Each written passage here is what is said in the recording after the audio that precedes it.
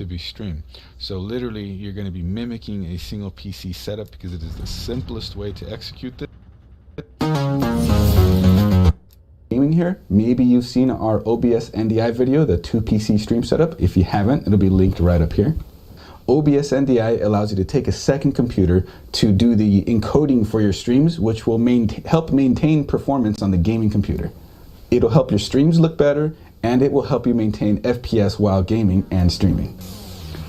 Number 1, does OBS NDI need to be installed on both computers? If you're using 2 computers, then yes, absolutely, it needs to be installed on both because of the way NDI works.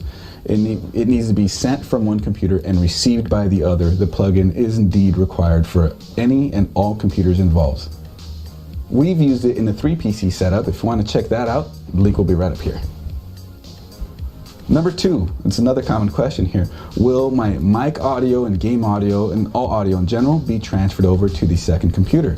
Yes, it will, as long as all your audio input devices are properly configured in OBS on the gaming computer. Everything will be sent over to the streaming computer. Number 3, my screen is black. So sometimes when the NDI is detected on both and you select it as your source on the streaming computer, all you get is a black screen and nothing's happening. Maybe just a little tiny red square. 99% of the time, this is firewall related.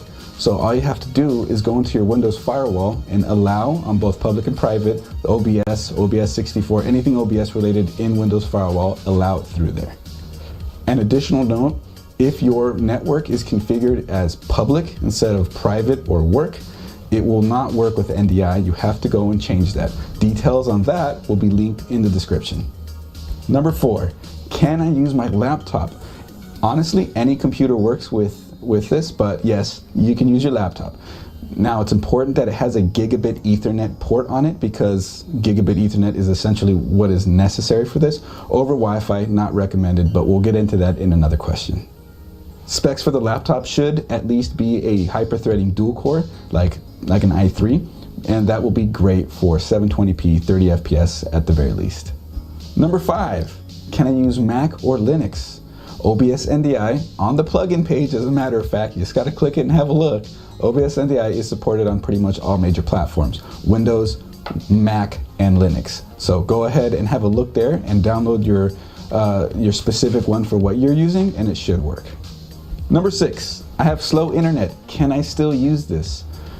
Yes. As a matter of fact, OBS NDI has nothing to do with internet speed.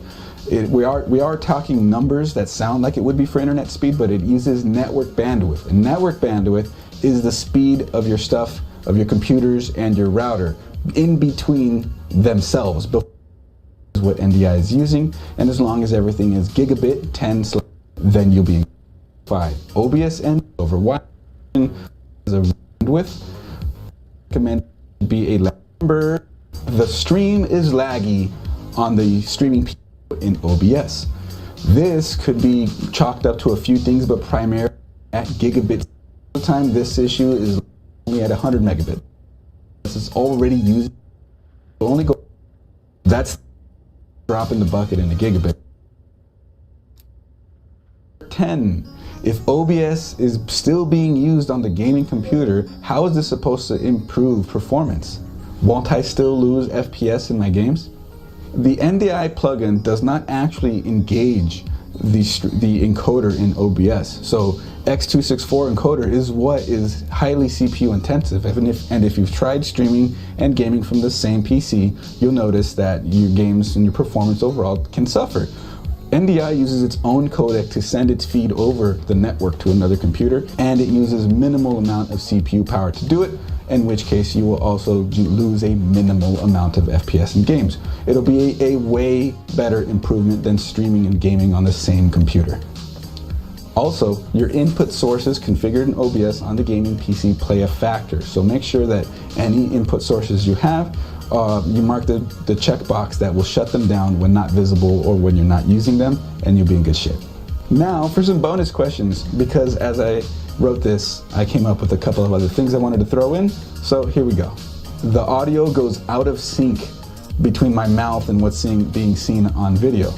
This is somewhat of a common issue with NDI. We're still not sure why, But the easy fix is to just close OBS on the gaming PC and then reopen it, and you'll be in sync again. And don't worry, your stream will stay up because technically the second computer is what's actually streaming out, and as long as OBS on that PC doesn't close, you will still be live.